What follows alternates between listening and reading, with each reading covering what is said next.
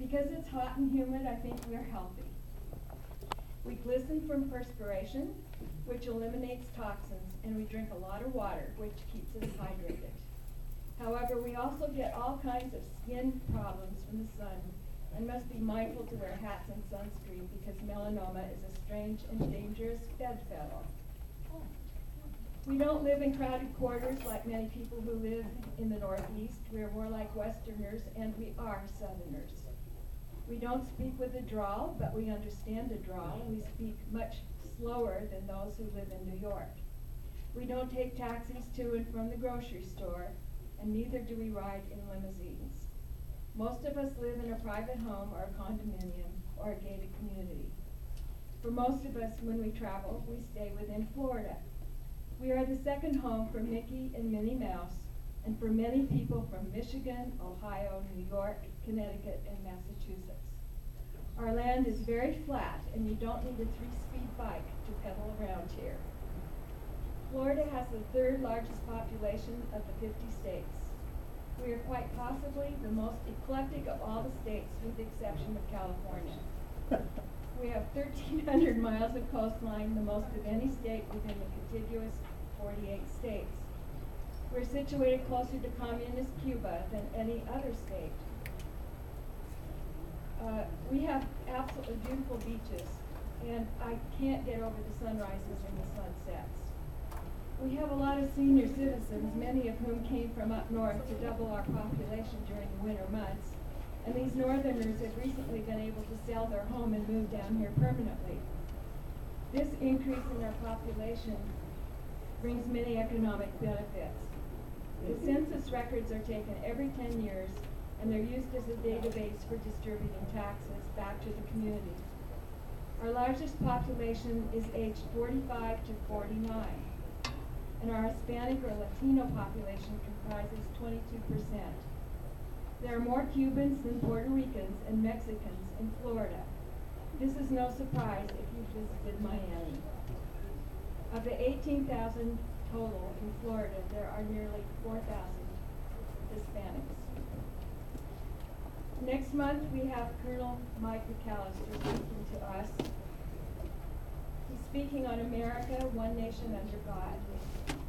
Mike ran for the Florida State Senate in 2012, and we had most every senatorial candidate come present their platform. Mike's campaign manager was Senior Chief Jeff Ross, who spoke with us just last month. Mike isn't running for an office now, but he is an unapologetic conservative with 33 years in the military. He is an entrepreneur, an agribusiness professional, and a college instructor who earned his doctorate degree. The Sarasota Patriots started on the tennis courts and migrated here as immigrants together on a new path with each other. We don't need a no-go zone, we need a welcome sign. We don't need a high five, we need conversation and each other. We don't want much, we want harmony and truthfulness. We want for America to be a red, white, and blue country, flying our flag with pride. So at this time, if you would stand, we'll say the Pledge of Allegiance to our flag, and only as the Sarasota Patriots say, I am an American, and I pledge allegiance to the flag of the United States of America and to the republic for which it stands, one nation, under God, indivisible, with liberty and justice for all. Thank you. You may be seated. Tonight, I have the pleasure of introducing the team of Dr. Steve Gafanti and his wife, Maureen Gafanti, to all of you. I met Steve shortly after he arrived in Florida from the San Diego area of California, where he was an inspiring, sought-after speaker. He is also a successful medical doctor, author, and a happily married husband and homeschooling dad. He discovered the Sarasota Patriots and started attending a meeting shortly after moving here, rather recently. One of Stephen Gafanti's favorite messages is this: your child may never be normal, but he can be extraordinary. Not only is Stephen a physician, he's also dyslexic and has ADHD. And from this unusual perspective, he brings hope and understanding to families. Born with a passion for education as well as medicine, he has served as the medical director of a clinic specializing in learning disorders and the study of nutrition and its effect on learning. Steve graduated from the University of Idaho Carver College, and he did an internship at the University of Southern California Medical Center. We're fortunate to have him practicing medicine here in Sarasota. Maureen, his wife, is an educator and a faith-based person with a talent for painting, and she takes mighty good care of Steve and their daughter, who remains in California. So at this time, I would like Maureen to give us a prayer, and then I will introduce Steve, who will introduce our event for the evening. So, Maureen, it's all yours. Thank you. Good evening. Please bow your head and join me in prayer if you wish. Dear Lord, thank you that you are our wonderful counselor, our source of joy, our rock and refuge. Thank you for all our blessings, our lives, our health, the freedom we have to gather here, the freedom to worship you. Bless these students, their families, the coaches and teachers, and all the people attending. And Lord, I pray for revival, that our nation, birthed with our government set on your shoulders, would turn back to you, that our freedoms, including to exercise our worship, would be protected and restored. And finally, Lord, I pray your blessing on this meeting tonight. Guide what is said, pour out your wisdom, insight, and discernment here. And Lord, whether it's here, facing the challenges of debating, or anywhere in our lives, I pray that you would help us to see what you are doing so we can join with you for your glory. Thank you for all that you are doing and will do. I pray this in Jesus' name. Amen. Amen.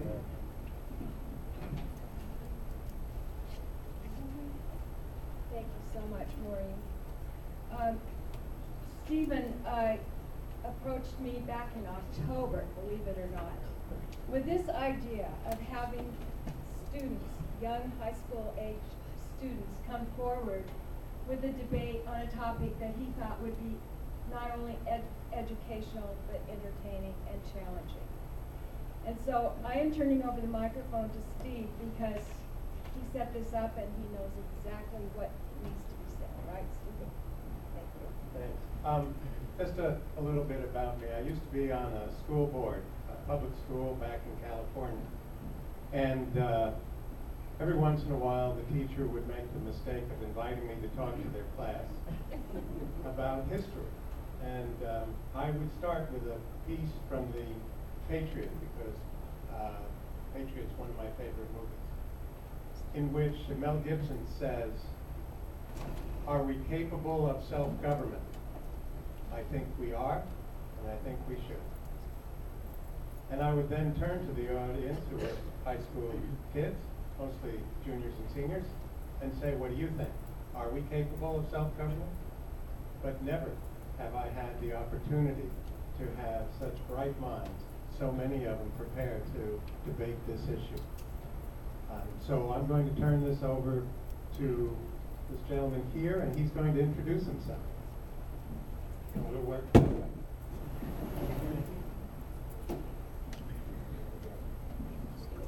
Hi, my name is Charles Carter. I'm a sophomore at Sarasota High School, and I want to say thank you to everyone for inviting us out here tonight. We really appreciate it, and we're looking forward to a great debate.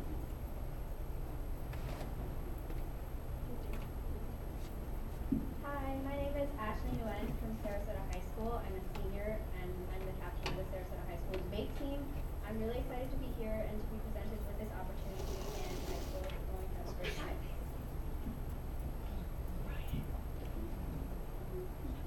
Hi, I'm Ryan Blossback. I'm a senior at Booker High School, and I'd just like to say thank you again to everybody for letting us be here and do this.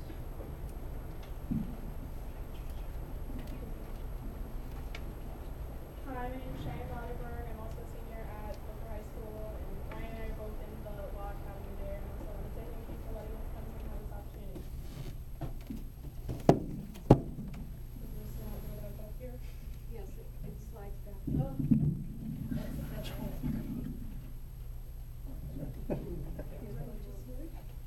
Yes. You gonna start? I thought we should introduce the coaches of these two teams. Oh, that'd be Yes, nice. so I'd like to introduce Mrs. Dr. Terry St. John. Terry.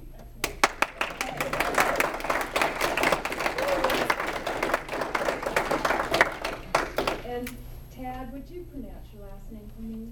Twenstra. Chad. Chad Twenstra. Twenstra. It's spelled in the name of your wife. Thank you for the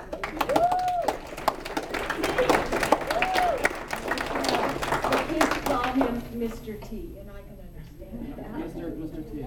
All right, so are we ready to begin? All right, you're in charge. All right, thank you.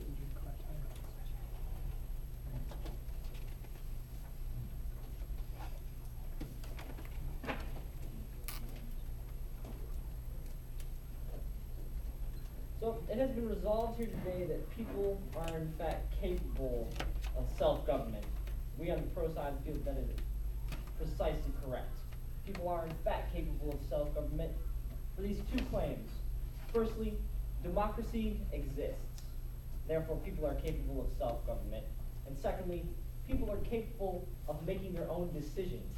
And therefore, people are capable of self-government. So first I'm going to go into the first claim by giving you a definition of what self-government is. So self-government is the control of a country or area by the people who live there. That's according to Cambridge Dictionary. And a second definition of what self-government is, according to Merriam-Webster Dictionary, government or control of a country by a group by its own members. So there we have a definition of self-government. Now I'd just like to define what exactly democracy is for you, if you don't already know. Democracy, according to the same dictionaries, is a government by the people, a form of government in which the supreme power is vested in the people and exercised directly by them, or by the elected agents under a free electoral system. And so, therefore, it's obvious to us that the definitions of self-government and democracy are synonymous. These are synonyms, democracy and self-government. And we can see that democracy does in fact exist in the United States today. As Mr. Lincoln said, the United States is a government by the people, of the people, and for the people in the Gettysburg Address. And we can see in the United States Constitution that in Article 1, concerning the election of representatives and senators, that the people of the United States would vote for those representatives and senators.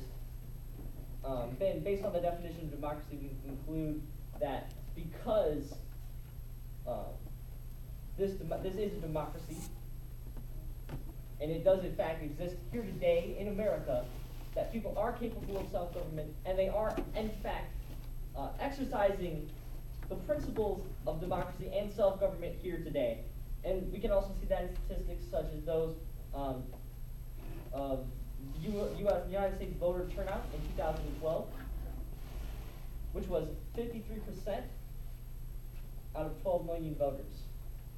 So we can see that people are in fact exercising that right, and they are capable because they are voting. It's not that, and it's not to say that those other 47% of people aren't capable of self-government. They in fact are capable. The capability is there for those people. Also because 83% of the population is registered to vote. 83% of those who are eligible to vote and are over the age of 18 are registered to vote. So people have the capability to exercise self-government. People are capable of self-government here in the United States, even if they do not take advantage of it. That's not to say that they aren't still capable of self-government. And secondly, I'd like to point out that people are capable of making their own decisions. And we can see that because when we go to any restaurant, We make a decision about what we're going to eat at that restaurant. We pick up our kids, we can go decide who's going to do that for us. And based on those personal experiences, we can see that people are in fact capable of making their own decisions, which is part of the definition of self-government.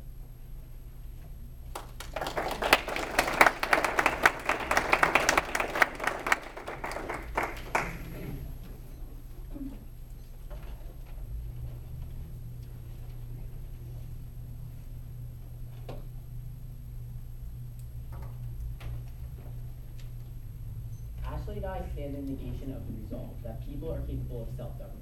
The Cambridge English Dictionary defines self-government as the control of a country or an area by the people living there, or the control of an organization by a group of people independent of a central or local government. The Merriam-Webster Dictionary defines capable as skilled at doing something or able to do something well. This definition is important because capability is not just the ability to achieve self-government, but the ability to achieve self-government and make it effective. The first reason that Ashley and I negate is because self-governments are not accountable enough to constitute a successful government. We observe that the purpose of governance, whether self-government or federal government, big or small, should be valued as protecting individuals and their freedoms. Alex Toughness writes in the Stanford Encyclopedia of Philosophy that John Locke used the claim that men are naturally free and equal as part of the justification for understanding legitimate political government as the result of a social contract where people in the state of nature conditionally transfer some of their rights to the government in order to better ensure the stable, comfortable enjoyment of their lives, liberty, and property. Governments exist by the consent of the people in order to protect the rights and the people and promote the public good. One prominent example of self-government failing is in British Columbia when self-governments were created to give natives independence. The British Columbia Treaty Commission explains, there is no template for self-government. Each First Nation establishes their own unique self-government arrangement. Self-government provisions may include education, healthcare, police services, housing, and property rights. The problem with this is none of these basic needs are mandated because self-governments have no outside influence. This is also true because self-governments can't sufficiently protect their citizens. Paul Cleveland of The Independent explains in 2012 that the accounts of ancient civilizations that developed among the Nile and Mesopotamian river valleys point to the need that these communities had to turn away from self-government to protect themselves from the aggression of other tribes of people who might descend upon their village for the purpose of plundering their wealth. For this reason, they banded together and developed strategies for defense. In the end, there was either no guarantee of a true government because of lack of mandating of important policies, or the trueness of self-government is gone. The second reason we affirm is because there is a declining commitment to government among people. In recent decades, the commitment that many citizens have had to democracy has decreased. This commitment is crucial to the capability of self-government because if we are not able to participate in government when other people govern us, how are we supposed to govern ourselves? Empirically, the Pew Research Center finds on March 8th of this year that only 17.3% of Republicans and 11.7% of Democrats that are able to vote in America have turned out for the primaries and caucuses of this election cycle. The reason behind this is found by Alan J. Lichman of The Hill, who explains in August of 2014 that ordinary Americans have virtually no impact whatsoever on the making of national policy in our country. Globally, the International Foundation for Electoral Systems finds that the global average of voter turnout for legislative elections is only 63% worldwide. With no incentive to vote, democratic participation is gone, meaning that people are not responsible enough or educated enough politically to live a life without a government. In fact, Paul David Miller writes in The Federalist in December of 2013 that people must believe that they have the right, duty, and ability to govern themselves. If they stop believing these things, self-government is effectively dead, even if the rituals are still observed. He furthers, the essence of self-government is in the participation of the people of the whole self of the people, not the smallest portion large enough to seize power by the force of numbers. So because self-governments are simply not accountable enough to constitute an actual government, and because there is a declining commitment to government worldwide, Ashley and I stand in negation. Thank you.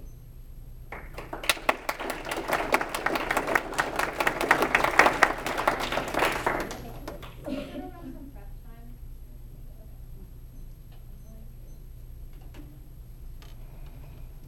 So, it gets 2 minutes during.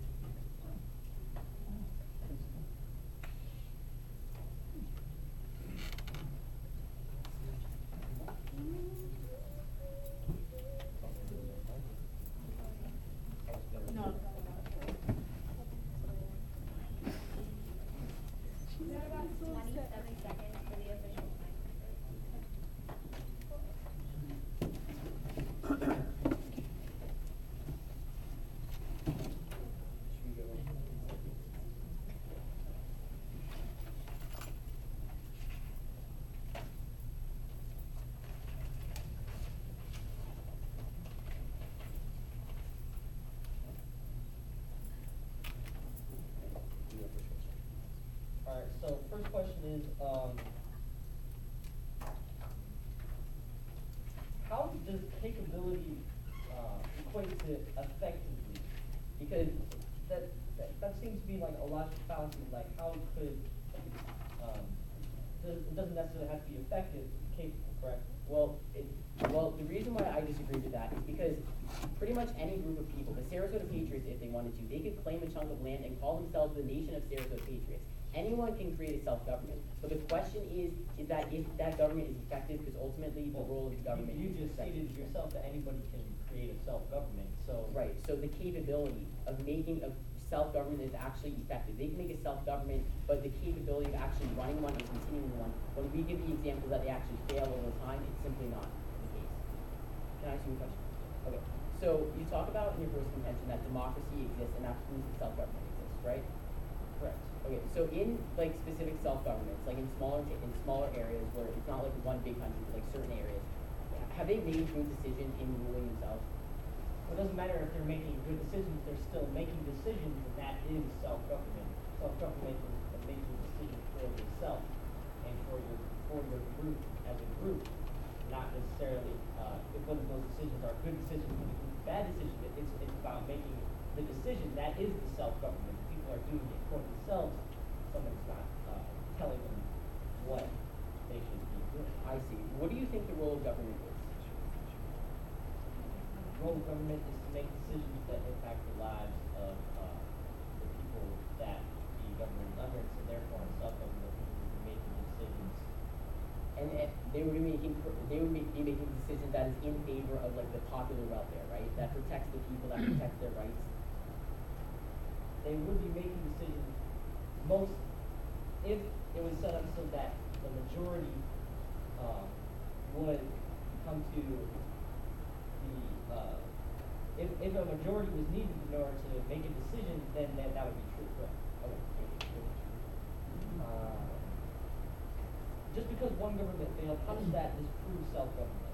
Because it reflects specifically the Canadian example that we give you. It explains that since there is no outside influence, the people in Canada and self-government can simply do whatever they want in protecting their people. And the problem is because they think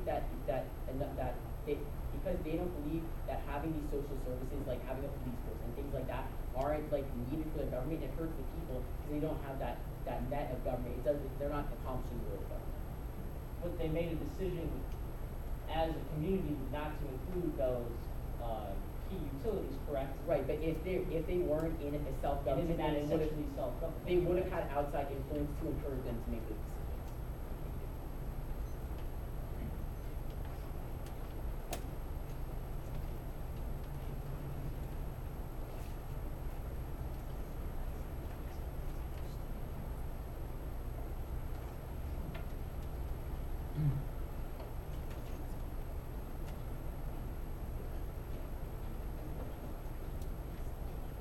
So, you mentioned that the state of nature of self-government is not applicable to the self-government that we maintain today.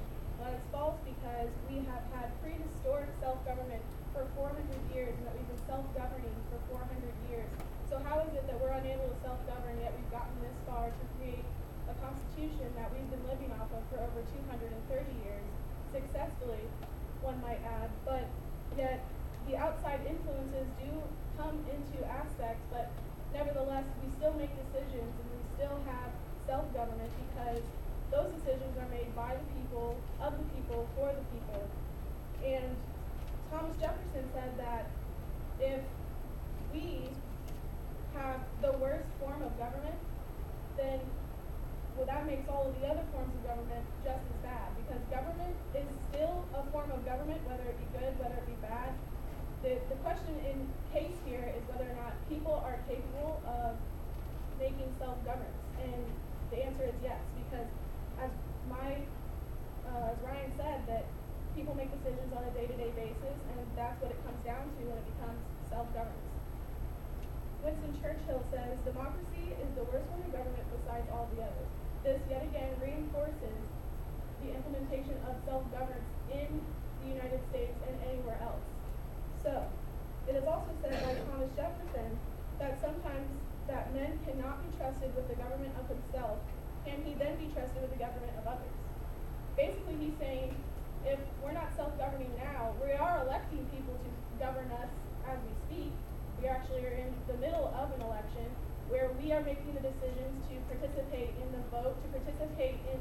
word that's going to be put forth within the United States.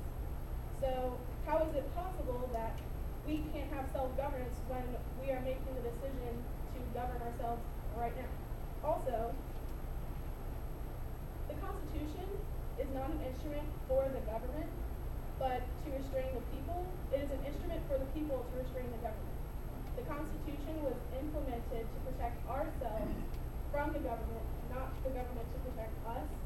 So the fact that the Constitution was made by the Founding Fathers, which made the decision to make the Constitution, shows that self-governance is possible and is capable because it has already been done, and it's still being accomplished 230 years later.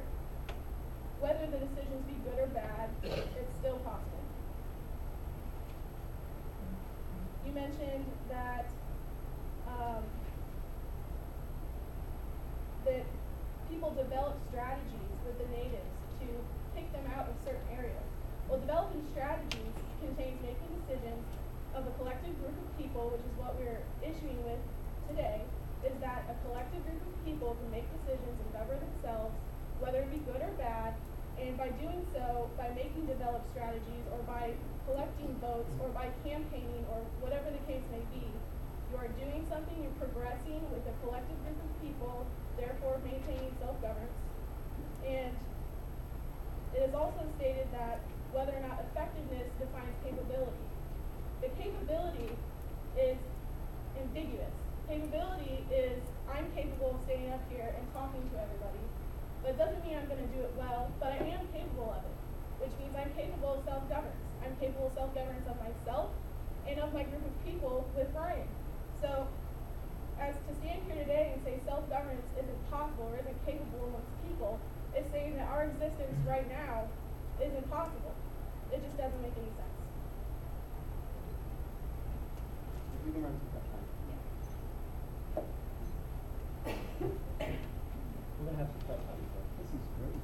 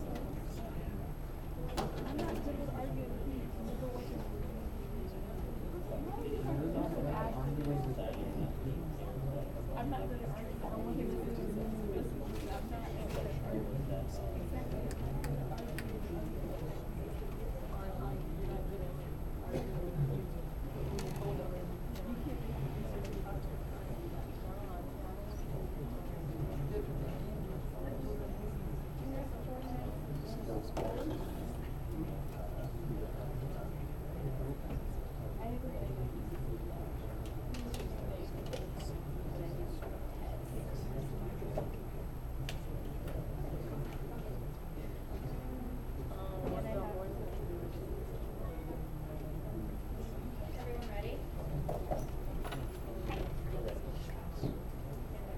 Charlie? Can you hear me? Are we good? Yes. Okay, awesome.